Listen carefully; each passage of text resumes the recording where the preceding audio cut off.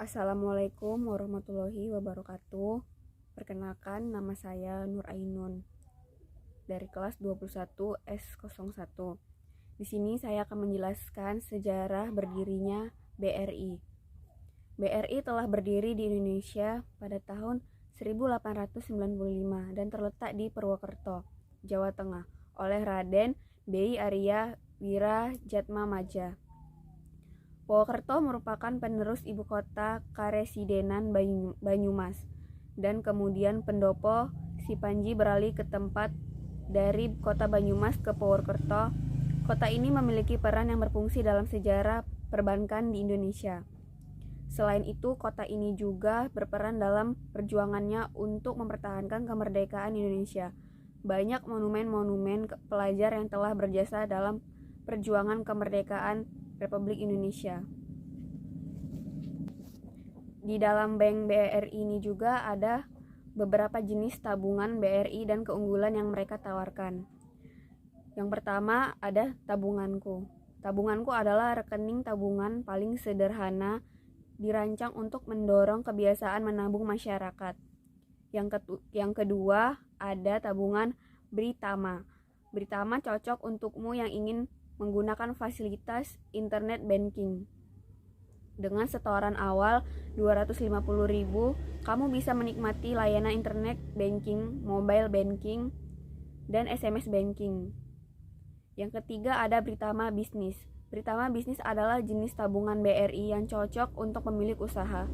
Selain penggunaan internet banking, kamu bisa mendapatkan fasilitas pendukung bisnis. Contohnya adalah account sweep dan automatic grab fund untuk menarik serta mendebat dana secara otomatis secara kebutuhan tertentu. Limit transaksi dengan rekening ini misalnya 1 miliar rupiah. Kamu harus melakukan transfer awal sebesar 1 juta untuk membukanya. Yang keempat ada Britama X. Britama X merupakan rekening ini mirip dengan tabungan Britama, tetapi dengan desain kartu debit yang keren, cocok untuk anak muda yang ingin semua barangnya berdesain keren, bahkan hingga kartu debit. Setoran awal tabungan ini adalah Rp100.000. Selain kartu debit dan ATM, kamu bisa mendapat akses ke internet banking, mobile banking, dan SMS banking. Yang kelima ada tabungan BRI Simpedes dan Simpedes TKI. Tabungan Simpedes adalah rekening masyarakat dengan limit, frekuensi, dan jumlah transaksi cukup besar. Kamu bisa mengambil serta menyetorkan uang dengan frekuensi tanpa batas, selama masih dalam batas kewajaran. Setoran awalnya hanya Rp100.000 dan saldo minimalnya Rp50.000, sedangkan biaya administrasi bulanan hanya Rp7.000. Jenis tabungan BRI ini ada dua, yaitu Simpedes biasa dan Simpedes TKI. Sesuai namanya, Simpedes TKI tersedia untuk membantu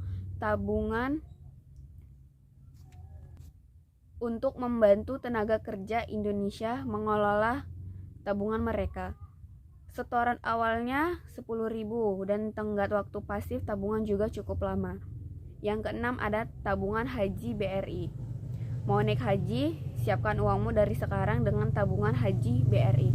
Selain bebas biaya administrasi, kamu bisa terhubung secara online dengan sistem kuota haji di Departemen Agama. Yang ketujuh ada tabungan Junio dan BRI Simple. Tabungan Junio dan BRI Simple, kedua jenis tabungan BRI ini memang ditujukan untuk nasabah muda. Ciri-cirinya mirip, yaitu sama-sama memiliki setoran awal murah tanpa biaya admin dan memudah anak untuk menabung.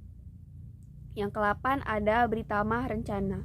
Britama Rencana cocok untukmu yang membutuhkan rencana perlindungan dan investasi sekaligus.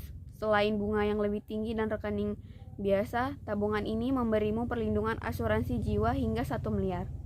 Yang ke-9 ada Britama Falas. Sebagian besar tabungan BRI ini juga bisa kamu gunakan untuk transfer lewat aplikasi seperti Flip. Asal ada layanan mobile internet banking, kamu bisa gunakan rekening BRI untuk beragam transaksi digital. Dan berikut ini ada macam produk tabungan dari Bank Rakyat Indonesia. Yang pertama ada tabungan Simpedes. Tabungan Simpedes adalah produk paling populer yang banyak dimiliki oleh masyarakat untuk menyimpan uang atau menabung sampai saat ini. Yang kedua ada tabungan Britama dan Britama X.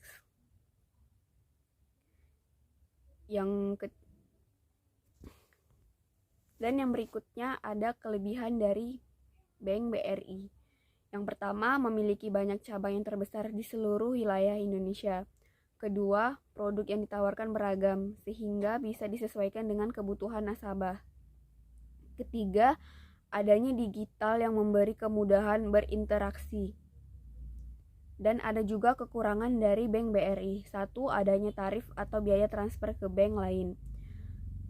Dua, sewaktu-waktu bisa terjadi kendala pada layanan digital. Itu tadi kelebihan dan kekurangan dari Bank BRI. Kesimpulannya, informasi seputar Bank Rakyat Indonesia berserta kelebihan dan kekurangannya. Dengan adanya berbagai kelebihan, kemudahan para nasabah untuk melakukan transaksi keuangan. Kendati demikian, ada sedikit kekurangan yang berdiri di belakang kelebihan-kelebihan tersebut. BRI menjadi teman setia yang aman dalam rangka mengelola keuangan mulai dari penyimpanan atau tabungan yang bisa digunakan untuk masa depan maupun pemenuh kebutuhan sehari-hari seperti pembayaran tagihan, pembelian pulsa, pembayaran cicilan atau kredit dan lain-lain. Sekian penjelasan dari saya, kurang dan lebihnya saya mohon maaf. Assalamualaikum warahmatullahi wabarakatuh.